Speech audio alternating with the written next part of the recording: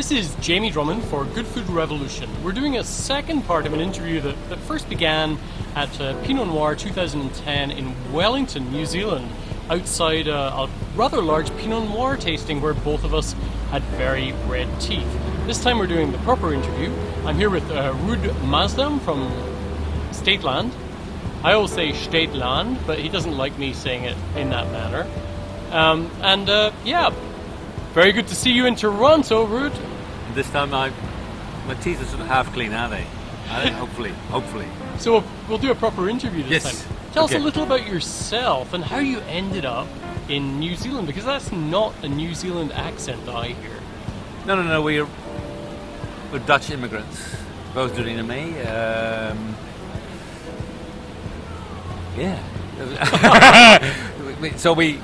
I come from my grandfather's still born on a typical Dutch flour mill, and sort of my father things started to get off the hook a bit, and Holland's wine culture is more purchasing than actually growing it. They actually enjoy wine a fair bit in Holland, though, don't they? They are actually, and although. And it actually has evolved to be quite a substantial market for us. Yeah. Because worldwide, the Dutch are seen, with the Scottish probably, seen as being really mean people, don't want to spend too much, etc. but we're not making a cheap wine, but the Dutch market has actually grown for us almost against all expectations for year over year. So growing wine in Holland is obviously a non-issue. And then, once we decided to emigrate and make wine somewhere else, the fact that New Zealand has a culture of adapting and accepting people that are first-generation winemakers. Probably if you rattle off a brand, I can tell you what the winemaker did before. But Goldwater was a fashion photographer, Alan Scott was a fencer, and it goes on and on and on. So it's Ross Lawson built swimming pools. So we sold software licenses, and Doreen did Apple computers. So it's a very novel industry in New Zealand, and it's going gangbusters, of course, around the world. Now, how long have you been in New Zealand for? 96. 96. Okay. And how did you come up with the name Staete Landt? Staete Landt. Staete Landt is the term that the Dutch explorers in the 16th century, 17th century, so 16 ... used to claim land for the states. And the states was not the United States. Well, it was the United States of the Netherlands at the time. And these states were Holland, Zeeland, Friesland, etc. So when Abel Tasman in 1642, by accident to a large degree, bumped into the coastline of New Zealand, he claimed that land for the state. So the first ever map made of New Zealand, quite an accurate map, by the way, is written in his handwriting, Staete Landt, and we've taken up that sort of spelling, the way that name is written, as our logo. Now, why don't you accept the way that I pronounce that? Is that just because I'm really bad with pronunciation, or no? Because you're doing it the German way. Ah. And Abel Tasman was not a German. Right. Staete, that's German, and the Dutch would have said Staete Landt. Okay, which is a lot closer to the Anglo-Saxon. I've just been working in New York last week.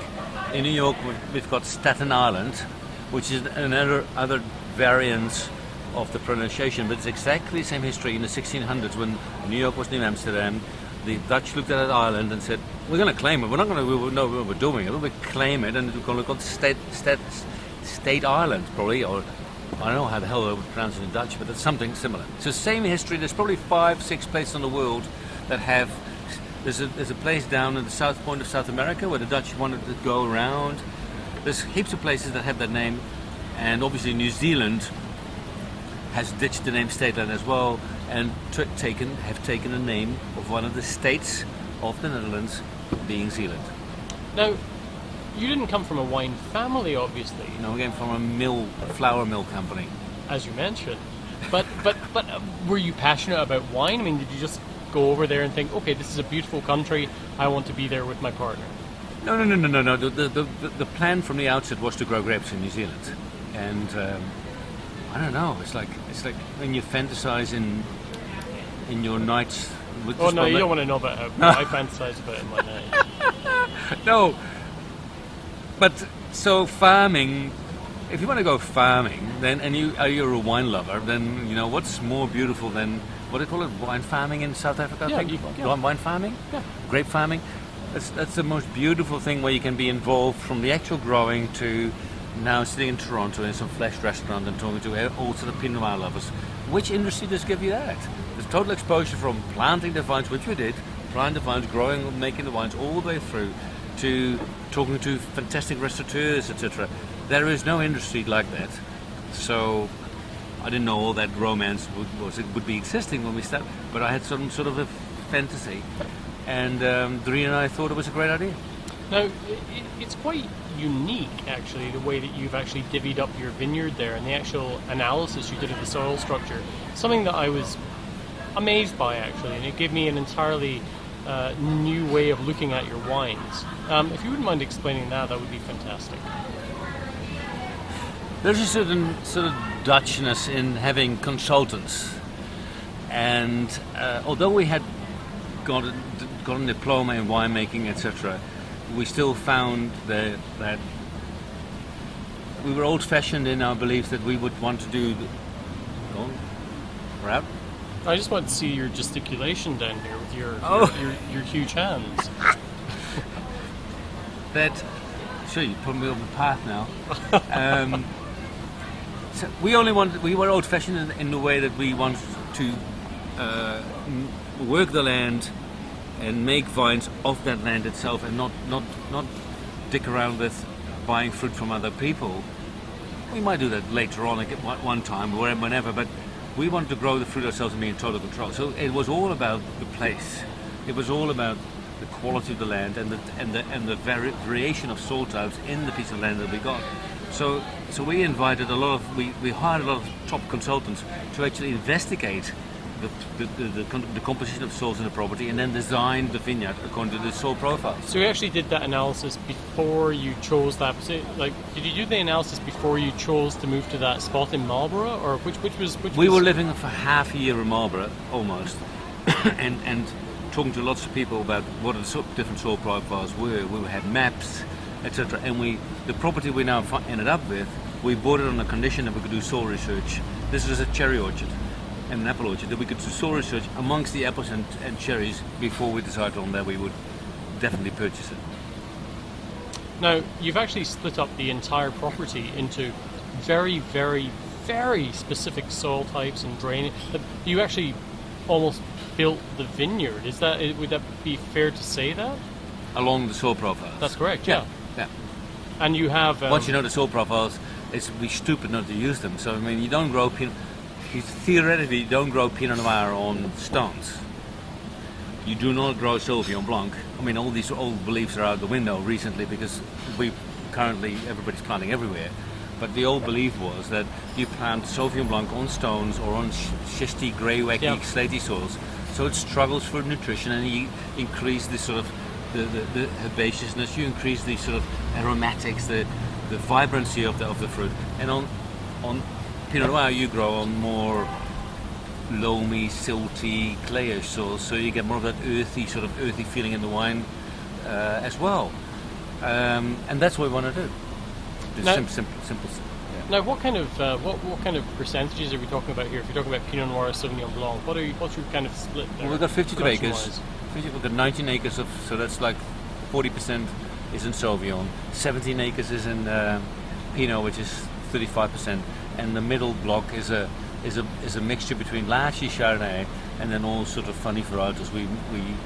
We are a restaurant brand, so we make some Viognier, we make two great crazy Rieslings. You make some great Pinot Gris, but you don't make very much Pinot, of it. Why not forget the Pinot Gris? Absolutely, we make Barrel fermented Pinot Gris. So it's like, and even a bit of Syrah to just play against the people that like a really Shiraz-y Pinot. We don't do that. We say, if you want a Shiraz-y Pinot, here's our Syrah, which is very, very hard to do properly in Marlborough, by the way. So we've got 2 reds and 5 whites. So tell me a little bit about where you think Marlborough is going right now, because when I was there visiting, I saw there was some concern that perhaps you guys are going to blow your wad, so to speak, with Sauvignon Blanc. And how do you feel the whole industry is going? Do you feel as if all of this has to be reined back, and this sort of No, mass production of Sauvignon Blanc is a bit of an issue. You can have a glass half full and a glass half empty theory about it, or you can look at the history. It's all defendable history. In 2003, New Zealand as a country lost 45% of its harvest. The country, all region, 45% harvest. So what that meant is all the Sauvignon Blanc made in 202, 203, 204 got sold like no tomorrow. Boom. Which gave everybody the feeling that we were short of supply. So basically, the big wine companies, not us as Staete Landt, because our brand is our land. We can't grow. But many big companies went out to the farmers around the area already planted and said, Jesus, we can't get enough, plant more.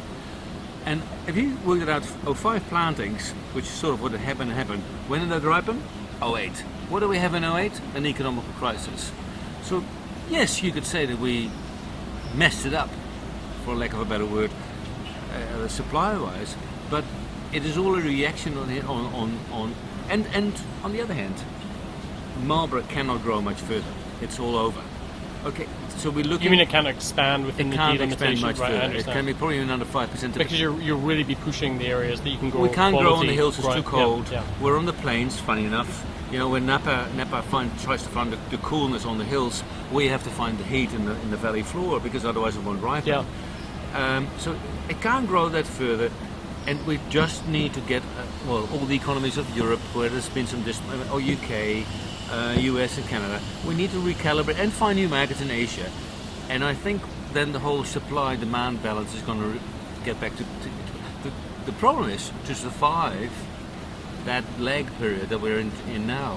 We've had it 08, 09, yes, 010. Yes, yeah. I mean, is everybody going to survive? And are we not going to end up in some sort of big corporate nightmare and lose diversity? You don't worry sometimes that the way that, like, if we were trying to build the New Zealand as a brand, shall we say, that quite often people associate it too often with that mass, the large production, more inexpensive Sauvignon Blanc. And I'm often worried after visiting New Zealand earlier this year that is going to almost sort of taint the market in some way, because there's so many great wines out there. Well, you, me, the buyers, the company that is representing us here in Toronto, the buyers through the company, we all have the task to learn people that there are 620 wineries in New Zealand. There's 8 that are in the top tier of making, I think, a couple of million litres.